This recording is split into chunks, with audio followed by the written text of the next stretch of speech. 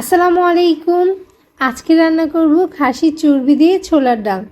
এখানে খাসির চর্বি বা গরুর চর্বি যেটা দিয়ে রান্না করেন না কেন, রান্নাটা যদি ভালো হয় খেতে কিন্তু খুবই মজার হয়। ভাত দিয়ে খেতে তো মজার হয়, সকালের নাস্তায় পরোটা বা রুটি দিয়ে খেতেও কিন্তু খুবই মজার হয়।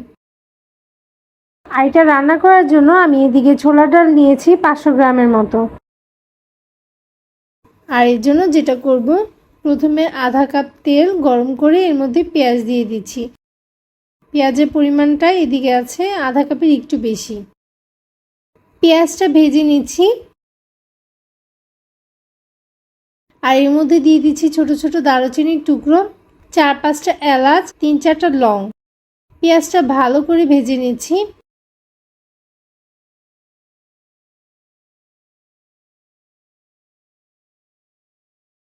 আর ভাজা হয়ে গেলে এর মধ্যে দিয়ে দিচ্ছি আদা রসুন বাটা 2 টেবিল চামচ, 2 চা চামচ মরিচ গুঁড়া, 1 চা চামচ হলুদ গুঁড়া,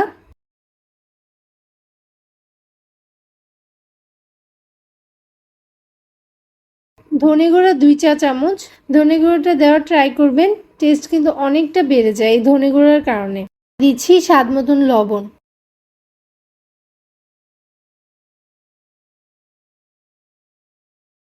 সামান্য পরিমাণ পানি দিয়ে এটা আমি কষিয়ে নিচ্ছি।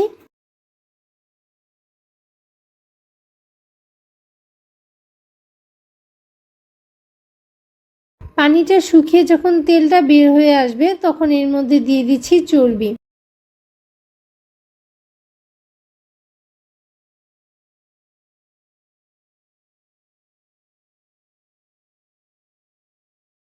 চর্বিটা দিয়ে কিছুক্ষণ নেড়ে চেড়ে দিয়ে দিচ্ছি এর মধ্যে 1 কাপের মতো পানি।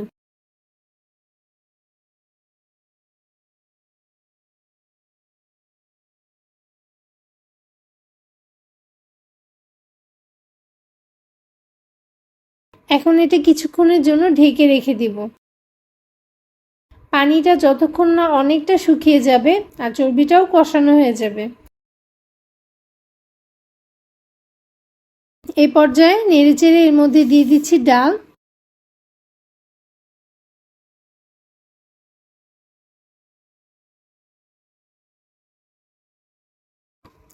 ডালটা দেওয়া হলে ডাল আর চর্বি কিছুক্ষণ কষিয়ে নিব। আর এখানে আমি 2 মিনিটের মতো এটা ঢেকে রাখছি।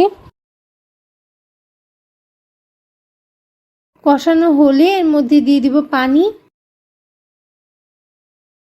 1 লিটার থেকে একটু বেশি পরিমাণ পানি এর মধ্যে আমি দিয়েছি। পানিটা দিয়ে নেড়েচেড়ে ঢাকনা দিয়ে ঢেকে রেখে দিব যতক্ষণ না বুটটা ভালো করে সিদ্ধ হচ্ছে। এর মধ্যে 2-1 বার নেড়েচেড়েও দিয়েছি।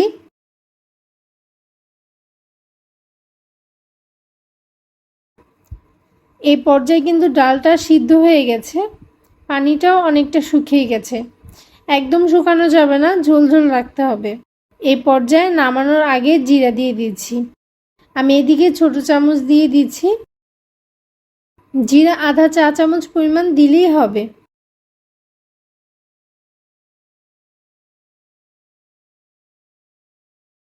কিছুটা নেড়ে চেড়ে 1 মিনিটের মতো জাল করে নামিয়ে নিচ্ছি। খেতে কিন্তু অনেক বেশি মজার হয়। কখনো রান্না না করলে রান্না করে দেখবেন, খেতে কিন্তু খুবই ভালো লাগবে।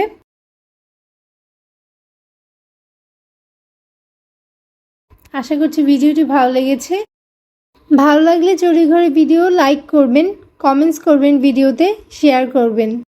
আর নতুন নতুন ভিডিও পেতে চড়ুইঘরকে সাবস্ক্রাইব করবেন।